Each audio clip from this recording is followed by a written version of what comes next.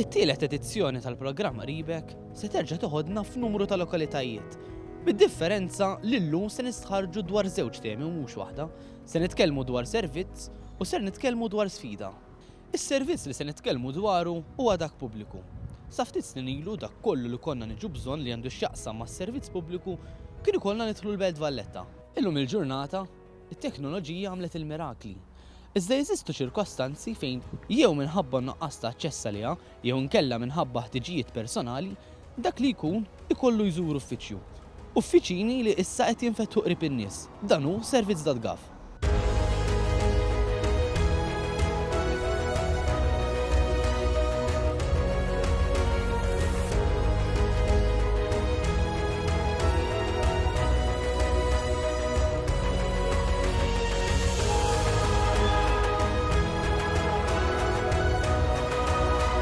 Biex nifhmu eżatt service.gov x'inhu llum, irridu naraw ukoll minn fejn tlaqna. Tlaqna minn servizzi governattivi illi ma kinux aċċessibbli għaċ-ċittadin. Tlaqna minn servizzi governattivi illi biex taċċesshom trid bil-forsi tidħol il-Belt Valletta bl-iskariġġ kollu li dan iġib miegħu. U allura tlaqna minn sistema, minn sitwazzjoni fejn ma kienx daqstant ideali. La darba l-Gvern iddeċida beda jimplementa. Fetaħ numru ta' ċentri li jkopru żoni differenti tal-pajjiż, inkluż Għawdex. U allura s-servizz pubbliku sentejn tlieta ilu ħass il-bżonn li jwaqqaf numru ta' ċentri reġjonali li ammontaw għal 5 li jinsabu f'Birgu, Birkirkara, Ormi, Awra u anke Raħal Ġdid. U allura waqqafna numru ta' ċentri reġjonali li jagħtu servizz li ċittadin fil-qalba tal-komunità fejn jgħix u allura l-iskariġġ ovvjament naqas drastikament. Servizz.gov huwa bbażat fuq 3 binarji, iċ-ċentri fil-komunità, il-freephone u anke s-sit elettroniku. Qatt f'pajjiżna ma kellna sistema ta' simplifikazzjoni daqshekk effettiva. Waqt li konna fil-one-stop shop ta' Raħal Ġdid, Melissa Vella komplet tispjegalna kif taħdem is-sistema. Aħna bħala aġenzija ta' kuljum naraw u niltaqgħu ma' issues li rridu nindirizzaw u ngħidu isma' hawnhekk nafu naħdmu naqra aħjar. U nagħmlu pjantazzjoni u ngħidu isma' hawnhekk irridu nissimplifikaw il-proċess u innaqsu mill-burokrazija, però ċertament l-ikbar miżura ta' simplifikazzjoni kienet is-service.gov innifsu. U qed ngħidlek għaliex is-service.gov kif qegħdin nispjegaw kien u għadu qed joffri servizz qrib iċ-ċittadin. Illum il-ġurnata immaġina da bħal sptar, jkollok sptar wieħed Malta kollha titmur ġewwa dal-isptar. U hekk kien one-stop shop. Qabel in-nies kienu qed imorru ħanitkellem in ġenerali, jiena xina nifhem li l-one-stop shop l-oħra wkoll qed irnexxew bħal ma rnexxa da. Għalkemm dan qiegħed għandna dik il-fakultà li ġew l-Kunsill Lokali. Is-servizz mhux limitat għal mili ta' formoli, iżda jingħataw ukoll pariri tekniċi dwar suġġetti varji. Ta' kull ġimgħa jiġu esperti ta' taxxa ta' dħul, jiġu esperti wkoll tal-VAT biex u minn għada wkoll esperts tal-Jobs Plus biex joffru servizz fil-qalba tal-komunità li il-kunċett ta' servizz eqreb taċ-ċittadin nemmnu fih ħafna bħala aġenzija, nemmnu fih ħafna bħala servizz pubbliku. Ma ninsawx ukoll illi fil-Awra u Raħal Ġdid noffru wkoll servizz ta' espert tal-akkomodazzjoni soċjali. Għamilnieh speċifikament f'dawk iż-żewġ ċentri reġjonali għaliex wara studji li għamilna ħassejna li peress li fl-akwati diversi akkomodazzjoni soċjali ħassejna li ovvjament ikun hemm akbar domanda għat-tali servizz.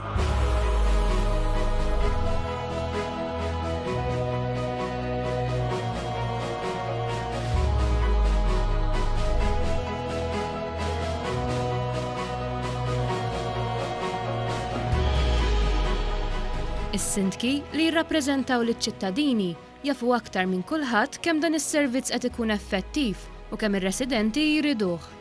Bla dubju huwa suċċess għaliex il-kunsilli huwa huma qrib iċ-ċittadin, allura in-nies hawnhekk jiġu u jinqdew fil-bżonnijiet tagħhom.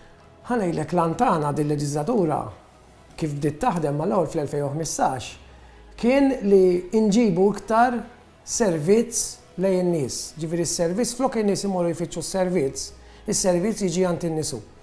U nnexxinna għax il-gvern ħareġ b'dal proġett service.gov madwar Malta u Għawdex. Aħna kemm mal-Ministeru, kemm mad-Dipartiment, aħna rridu nimxu katina. Aħna qegħdin hawnhekk biex nagħtu servizz u s-servizz kemm jista' jkun irid ikun tajjeb. Ħdimna u bqajna nsaħħuh tista' tgħid għax jekk bdejna bi ftit mijiet ta' servizzi, illum il-ġurnata tista' tgħid żidna ħafna servizzi utli. Dejjem nara r-respons jikber. Il-one-stop shop huwa 24 hours illum, għaliex anka jekk ma jirnexxilhomx jiġu għandna wkoll il-Facebook page aħna u jkunu qegħdin jibgħatu l-ilmenti hemmhekk. Allura aħna permezz tal-impjegati tagħna nkunu naraw dawk l-ilmenti wkoll u nwassluhom ukoll fejn għandna wasal. Il-ftuħ ta' iktar ċentri reġjonali, ġifieri bħalissa għandna 5, nżidu ovvjament in-numru ta' ċentri reġjonali tagħna wara ovvjament studji li jridu jsiru, però mbagħad għandna wkoll naqra kunċett ġdid. Għandna kunċett ġdid illi permezz tiegħu se nintroduċu numru ta' technical hubs qed ngħidulhom. Bażikament dawn ikunu ċentri illi joffru għajnuna fuq qasam wieħed però f'biċċiet.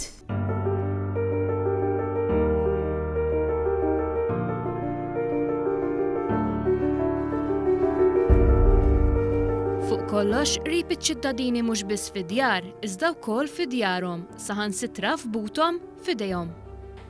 Barra minn hekk waqafna wkoll il-Freephone 153, numru bl-ħlas li persuna tista' faċilment mill-kumdita ta' dara iċċempel dan il-numru tingħata informazzjoni dwar servizzi governattivi u għajnuna oħra li jkollu bżonn l-individwu.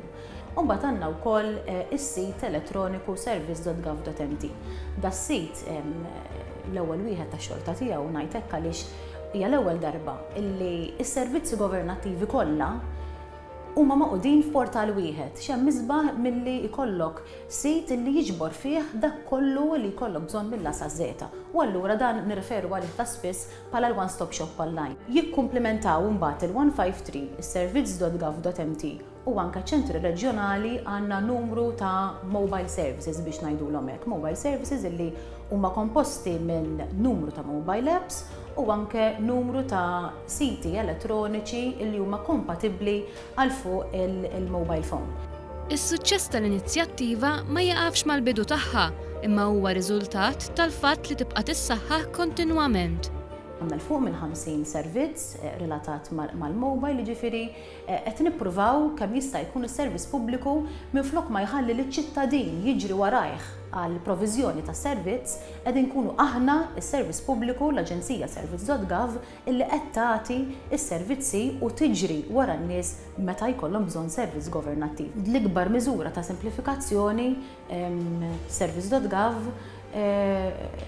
illum il-ġurnata naħseb illi ndera minn bosta tantu hekk illi n-numru 153 fix-xahar ikollu 40,000 telefonata, medja ta' 40,000 telefonata fix-xahar, jiġifieri mhuwiex numru żgħir meta tqabblu ma' numri oħrajn illi jutilizzaw dipartimenti jew ministeri oħra.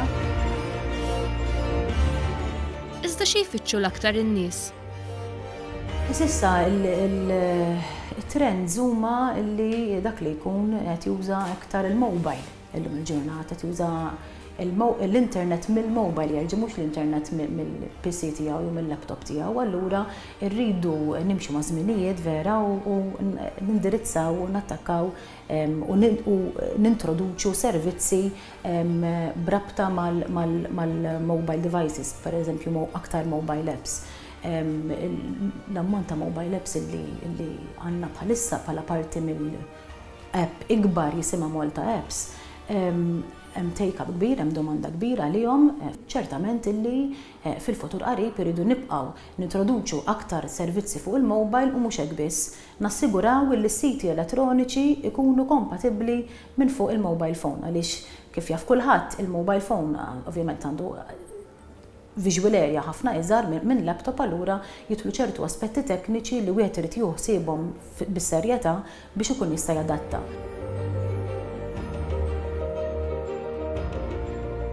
Fuq kollox, dini bidla li saret fi ftit snin biss, wara li l-Partit Laburista rebaħ il-Gvern fl-2013 u tal-impenni naqqas bil-kbir il-burokrazija. Dan u dak li tiġri bħalissa viżavi dak li kien jiġri ftit ta' snin ilu mhux qegħdin nitkellmu numru ta' snin twal, ġifieri 5 snin, 6 snin ilu, fejn dak li jkun kien ikollu jgħaddi minn ħafna skariċ u inkonvenjenza mentri llum at the click of a button għal min jippreferi servizz online.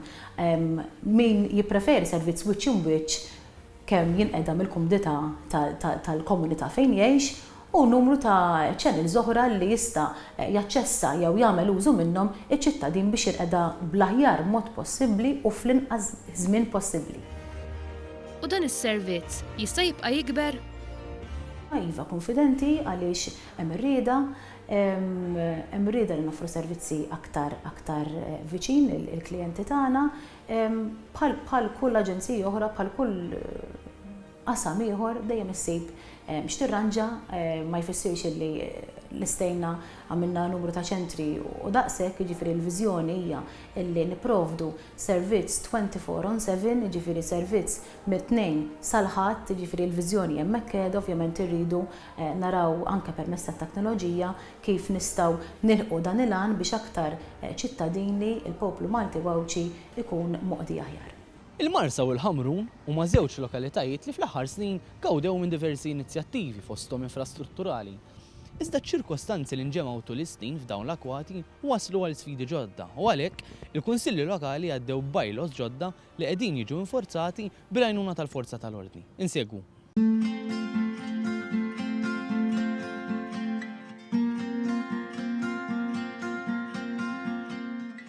Il-Marsa u l-Ħamrun, żewġ lokalitajiet bi swid xulxin, b'karatteristiċi differenti, iżda wkoll bi sfidi komuni. Fl-aħħar snin it-tnejn raw titjib fil-kwalità tal-ħajja bil-bidla pożittiva li saret f'ċertu oqsma, bħal-kwalità tal-arja bl-eluq tal-power station tal-Marsa. Iżda ċerti sfidi ma jonqsux, fost oħrajn id-dixxiplina fit-toroq. Taħlita ta' residenti fosthom ħafna barranin li jitlajjaw għax-xogħol u oħrajn li għandu ħinhom miġburin f'xi spazju miftuħ offrew realtà ġdida għar-residenti. Minn xi daqqiet kienet ukoll diffiċli. Iżda sabu spalla mill-awtoritajiet. Fis-simhom tkellem ukoll il-Kunsill Lokali. Iżda l-Kunsilli Lokali b'maġġoranza Laburista mhux biss tkellmu, daħlu wkoll liġijiet li dwarhom tkellimna mas-sindki. Fil-fatt ħassejna bżonn li bħala kunsill ukoll li ndaħlu daw iż-żewġ bylaws li diġà daħlu lokalitajiet oħra. Il-Kunsill ħass li jagħti l-għodda neċessarja lill forzi tal-Ordni tas-Sigurtà ta' Malta li jekk bniedem jagħmel abbuż mill-alkoħol barra jew inkella qed jitlajja bħalma l-liġi l-oħra qed jitlajja fil-lokalitajiet fit-toroq tagħna għax-xogħol, dawn huma kompletament illegali. Waħda mill-isfidi kienet l-isfida għat-tlajjar għax-xogħol f'ħinijiet bikrin ta' filgħodu. Jobs Plus kienu diġà għamlu sistema organizzata l-immigranti f'Malta. Iżda l-awtoritajiet bdew iduru għal realtà fejn l-immigranti li jiġu mill-Italja mingħajr permess li jaħdmu jużaw dawn il-postijiet li qabel kienu jintużaw minn immigranti bbażati Malta. Ittieħdet l-azzjoni meħtieġa. Iżda tlajjar ma kienx marbut mek biss. Aħna mhux qed ngħidu għax tajn jew ħajta kien jew ħaġa oħra, ma għandna nebda problema xi immigrant ġej minn fejn ġej minn ma fejn ġej. Il-punt huwa jekk inti qed tgħix lokalità li l-kultura tiegħu kienet irrankat b'mod differenti, jew hija b'mod differenti l-kultura ejja noqogħdu għal regoli li għandna ġu tal-pajjiż Malti kollu. Peress li ninsabu viċin il-Marsa, rajna xift li minħat tal-Marsa bdew ikonna ċertu problemi li kienet iseħħu ftit ta' żmien qabel ġewwa l-Marsa. It-tlajjar għax-xogħol ma kienx l-unika problema, kien hemm ukoll sfidi oħra. Jekk inti għandek barranin li għadhom mhux qed jifhmu l-kunċett li fil-libertà tiegħek barra f'ċertu toroq u f'ċertu żoni fil-lokal tagħna l-Marsa tagħmel li trid il-fatt mhuwiex dak il-fatt kien qed ikollok abbuż sfrenat fit-toroq ta' xorb alkoholiku, xorb eċċessiv, u mbagħad jirrifletti l-idejja wkoll lir-residenti tiegħek. L-ewwel qed titriqha pubblika u naħseb ma jkunx fair għal min kun għaddej minn hemm kif kollha l-istess dinjità tal-persuna li qed jitlajja għal xi ħaġa li m'għandux għalfejn jagħmilha b'dak il-mod. Żewġ żewġ bylaws biex nagħtu għajnuna l-pulizija sabiex ikunu jistgħu jagħmlu iktar xogħolhom u jkunu jistgħu wkoll jipproteġu il-residenti tal-Ħamrun. Ovvjament, il-liġijiet qegħdin hemmhekk għal kulħadd, kemm għall-Maltin u kemm għall-barranin, u ħankunu qegħdin naraw li wieħed jimxi ma' dawn il-liġijiet biex kulħadd iħossu iktar safe. L-Assistent Kummissarju Nezrin Grix tispjega kif dawn il-bylaws saħħew lid tal-forzi tal-ordni. Iżda, il-liġijiet waħedhom mhumiex biżżejjed, żiedet ukoll il-preżenza. Inħass illi il-Marsa u l-Ħamrun għal dawn l-aħħar xhur kien jidhru illi kienu qed jiġu rapportati diversi irregolaritajiet. U ovvja inħolqu dawn il-problemi fil-komunitajiet. Rondi tal-Rapid Intervention Unit isiru ma' Malta kollha. Jiġifieri kull villaġġ, kull raħal, il-Rapid Intervention Unit tikkaverjhom 24/7. Peress li kif għadna il-Marsa inqisuha bħala jew wieħed mill-villaġġi jew irħula li jistgħu jkunu li hemm xi problemi fihom iktar minn irħula oħrajn qed niddedikaw iktar ħin fihom. Dan kollu jixed bidla fl-attitudni ta' tmexxija tal-pajjiż. Dil-problema bdiet mal-infetaħ iċ-ċentru miftuħ tal-immigranti madwar 10 snin ilu. Tajna ċans it-tul ta' żmien kollu l-awtoritajiet biex naraw sa fejn jaslu x'miżuri jistgħu jieħdu. Jidher li l-awtoritajiet għadu lura, hekk mhux ftit ħafna għadu lura, allura l-Kunsill ħass li għandu bżonn jidħolu bil-poteri li ttieħed liġi. Minn hawnhekk nixtieq ningrazzja l-Gvern għaliex kif qal tajjeb Prim Ministru ftit tal-ġimgħat ilu li ħajati input fuq di kwistjoni li għandna. Diġà rajna differenza li xrajna il-pulizija jagħtu iktar enfasi fuq it-tlajjar u diġà qed naraw l-effett tagħhom. Ġifieri xi ħaġa pożittiva li anke n-nies qed tħoss li hawn id-differenza. Il-patrols qed jintensifikaw, qed ikollna għajnuna mill-personell tal-RIU wkoll u mill-immigration. Ir-rondi qed isiru spiss, kemm fil-Ħamrun kif ukoll fil-Marsa. Bħala rondi qed isiru regolari, kemm fil-main road, fuq il-main road, kif ukoll fis-side streets. Il-Marsa għandna ovvjament għassa tal-pulizija li hija dejjem miftuħa, hemm spettur stazzjonat fl-assa tal-Marsa, għandu l-uffiċċju tiegħu hemm fl-assa tal-Marsa. Ovvjament meta jkun hemm bżonn jgħinuhom il-pulizija li jkollna u l-Ħamrun. Rridu noqogħdu attenti li ċertu problemi li hemm il-Marsa ma nferxuhomx. Rridu noqogħdu attenti li mhux nippruvaw nikkontrollaw il-Marsa b'effett illi jittieħed raħal jew villaġġ ieħor minħabba f'ċertu irregolaritajiet li hemm fil-preżent il-Marsa. L-għonet irridu ngħidu li għamilna żmien twil qabel 2013 li konna nilmentaw mal-awtoritajiet u nsibu l-bibien kollha magħluqin. Bil-2013 il-hemm għanqas qed insibu l-Ministri kif ukoll il-Prim Ministru. Il-Prim Ministru kontinwament qiegħed on board ta' dak li qed jiġri fil-lokal. Ferm importanti li jkollna mhux ħajta kien ngħidlu jien, ikollna spalla ma' min niddiskutu. Din hija wkoll kwistjoni ta' kredibilità. Għax mhux biżżejjed titkellem dwar il-kwistjoni billi tkun populist. Ħafna stqarriet minn dak li għajt il-kap tal-Oppożizzjoni li anki f'dal aħħar ġranet jgħid il-poplu Marsi Minsi u ħaġa oħra. Nesa l-kap tal-Oppożizzjoni għadna kemm ħirġien minn gvern 25 sena. Laqqas kważi għassa tal-Pulizija ma kellna miftuħa, anzi il-maġġoranza kienet tkun magħluqa 24 sija kuljum. Qabbewna lew fetħu l-ċentru miftuħ hawnhekk u telquna letteralment għarriħla. U dan sar minn konsultazzjoni ma' ħadd. Ġifieri daqhomna filgħodu u nsibu 1600 emigrant f'ċentru miftuħ.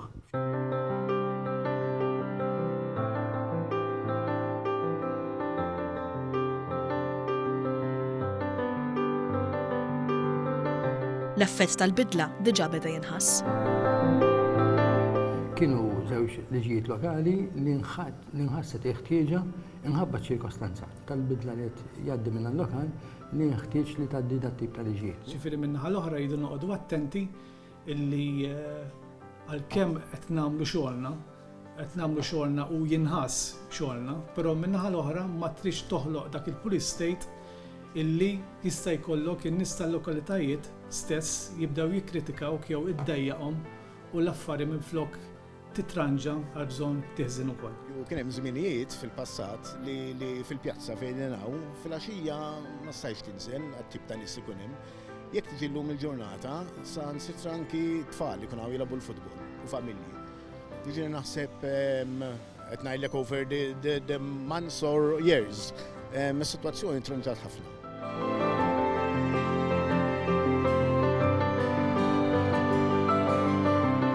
U dwar l-effettività tal-bojlos wasalna fit-tmiem it-tielet edizzjoni tal-programm RIBEC. Il-ġimgħa d-dieħla RIBEC se jżur il-Kottonera sabiex nistħarġu l-istrateġija tal-Gvern għall-futur tal-Kottonera biex tittejjeb il-qagħda soċjali u ambjentali ta' dawn l-bliet. Iżda dwar dan u iżjed tkunu tafu nhar il-ħadd li ġej. Sa dan it-tant nawguralkom ġimgħa mill-aqwa. Tislijiet.